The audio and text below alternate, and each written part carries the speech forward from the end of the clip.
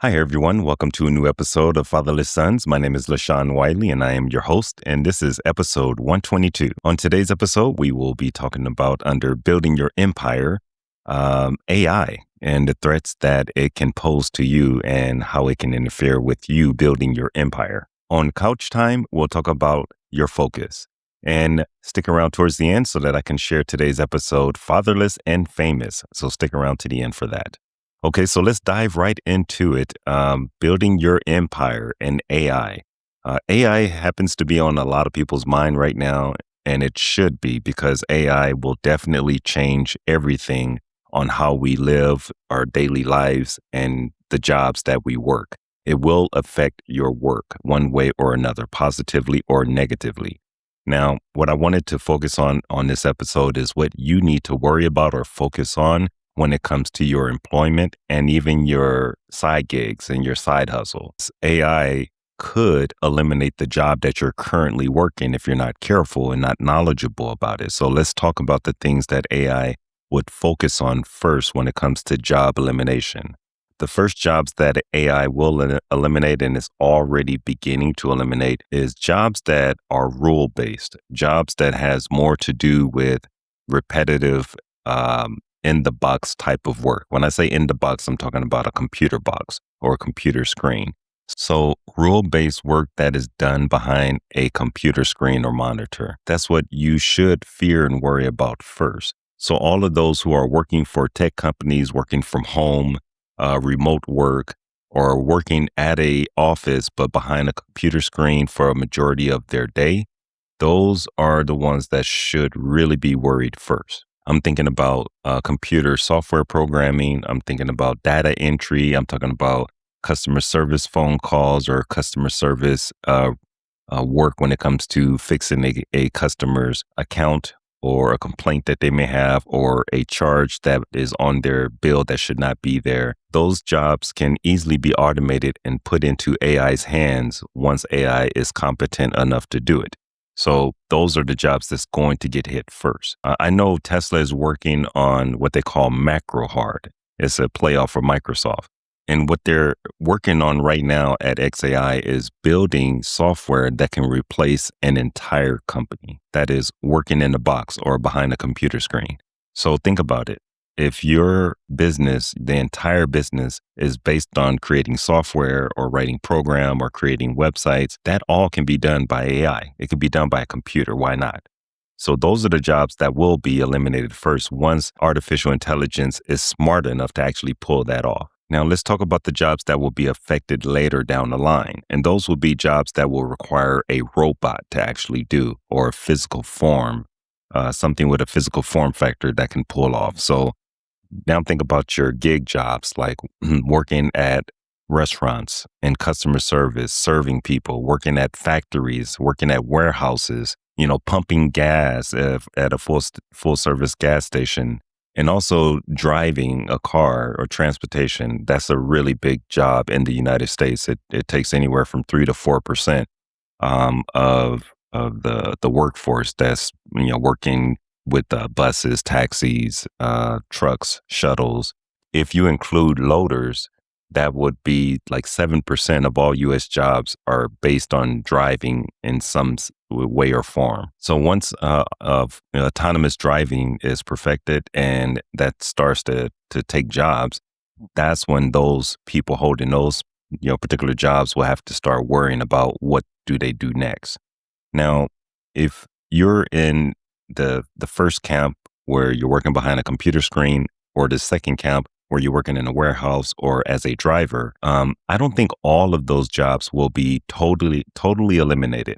Obviously, you're going to have to have some fleet managers to manage a group or a fleet of AI workers, whether they're digital or in the physical world. So you're going to need some human to do that, to do the things that the computers just simply cannot do. And doing a job like that would only account for a small segment or a fraction of the jobs that will be lost. There will be some jobs that will be lost that will never come back, but new jobs will be created. I don't know what those new jobs are, but they will be created because that's kind of like what we do. We shift our attentions from from one thing and go to the next. If it's like before loaders were able to dig big giant holes using these big giant trucks, people had to dig those ditches and holes. Well, once um, the trucks were able to do the jobs, the people were just shifted over to do something else.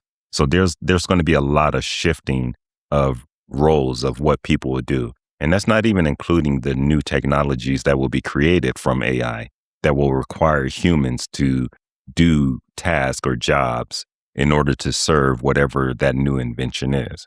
So displacement is a real thing, but job elimination totally, I don't think we have to worry so much about that, in my opinion, at the beginning. Maybe it's something to be more mindful of later on down the line. What can you do? Because I always believe in taking control of what you can do to control your situation and not just wait for things to happen to you. What you can do is, if you're worried about losing your job to AI, is be in a field that will be very hard for AI to eliminate or take away. Those will be fields like nursing, that requires like a physical touch or attention or care or concern. You know, robots can pretend like they concern, but it's nothing like the real thing when that nurse is holding your hand because you're tearful of an operation that you're afraid of. A human can make that connection, but a AI system and a robot system can imitate it, but they can't really make that real connection. Also, if you're working in physical training and rehabilitation of someone who lost their ability to walk, for example, that encouragement that comes from a human, you got this, you can do this. AI can imitate that, but there's nothing like the real thing. So when it comes to compassion, genuine compassion and relatability of what you're going through because maybe they've been through it themselves, AI cannot reproduce that. Another thing that is really difficult for AI to reproduce when it comes to physical jobs and robotics is complex touch jobs like plumbing or being an electrician or HVAC repair person, where you have to like rewire something on the spot or enter a crawl space that is unique because of the way the home is built. There would be so many edge cases that it would be very difficult to teach a robot on how to do all of these dirty manual jobs that cannot be trained to an AI. So plumbers and electricians, they have nothing to worry about. Now, gardeners may have something to worry about because cutting hedges and cutting grass is something that robots will be able to do, I believe, when it comes to cutting grass and cutting hedges and putting down mulch. So that's something, if that's your side hustle, yeah, you may want to pick up a different side hustle or figure out a different way to use AI in your favor. And that brings my last point that I want to make, which is there's going to be two groups of people. There are going to be groups of people who use AI to make money, and there's going to be groups of people who use AI just for fun or for time wasting or entertainment. I implore you to be the first of the two groups. Be the one that uses AI to make money for yourself. And it's all about the mindset. If you have the right mindset to walk into AI thinking that I'm going to use this to make money, you'll be fine. But if you're just thinking, oh, I'm going to use AI to clean my dishes and do everything for me so that I can be more lazy or free up more of my time to do something else, that's the wrong mindset because you're not really thinking about how it can really earn money for you. So if you're trying to build your empire, use AI and own AI and buy AI and be in a position to own AI so that it can make more money for you. Okay, so that takes us to our next segment, which is couch time. And today's episode under couch time, I wanted to talk about focus. And focus, what I mean by focus is what you put your attention to and what you use your energy on. Sometimes people put their attention on things that they cannot control. And if you do that, you'll be wasting your time and wasting your energy. So what I would advise people to do is focus on what you can control. And one example of this is your boss comes into, the place of work and they say something to you. Well, you can't control what your boss can say or do, the attitude that they have or the mood that they happen to be in today. You can't control that. But what you can control is how you respond to your boss's behavior. So you can choose to let your boss's words annoy you and upset you and make you fly off the handle. You can choose to do that, or you can choose to stay calm, ignore their behaviors, realize that they're just in a foul mood because they woke up on the wrong side of the bed or whatever, and don't let it get to you. You have a choice. It's up to you to let their behaviors get to you or not let their behavior get to you. That's all your choice to make. And it's up to you to realize when you're getting heated and when something is externally upsetting you, whether it's your boss, whether it's your family, whether it's your kids. It's up to you to recognize that. And that's a bit of emotional intelligence when you recognize yourself getting heated and upset. It's up to you to decide how you respond when you realize you're getting upset. You can choose to calm down and remove yourself from that situation, or you can just let your emotions run wild and you get upset and start yelling at everyone. So what I really want people to start focusing more on, especially my viewers, is focus on what you can control and put your energy towards the things that you can control and recognize the things that you cannot control, which is easier said than done. So now let's focus on Fatherless and Famous, one of my favorite segments where I get to focus on someone who found success even though they grew up in a household without a father figure in the home. And today's Fatherless and Famous is an all-star basketball player by the name of Paul Pierce. All right, so Paul Pierce played for the Celtics, and he was a legend for the Celtics. I think they retired his jersey recently. So Paul Pierce was born in Inglewood, California, where he was raised by his mom. His mom's name was Lorraine, and she was a nurse. And his father, George Pierce, stepped out of the picture when Paul was around 1 or 6, depending on which resource you use. It's a little confusion as to how old Paul was when his dad stepped out. But his dad stepped out of his life and never came back, never made contact. And this is one of those few rare cases where after the son or daughter makes it big, normally the deadbeat dad wants to come in and be like, hey, remember me? I'm still around. Can you help me out? But his dad never attempted to do that. Even when Paul had a tragic accident or something happened to him, he was actually stabbed 11 times. And his dad didn't reach out, didn't call, didn't leave a message or anything, which is mysterious. I'm not sure why a father would not even step in to check on the kid's well-being. I'm sure he had his reasons. I just don't understand it myself. So if you have an idea of why that could happen, leave it in the comments. Help me understand because I don't get it. Now, Paul had 2 older brothers that grew up with him as well.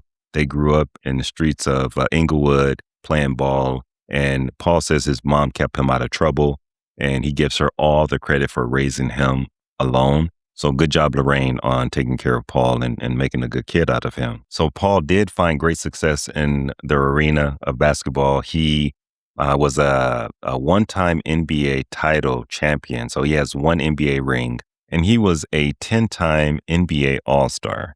So that's pretty cool. I mean, this guy really left his mark on the sport of basketball. So Paul had 3 kids of his own. He had 2 girls and 1 boy. He divorced from their mom.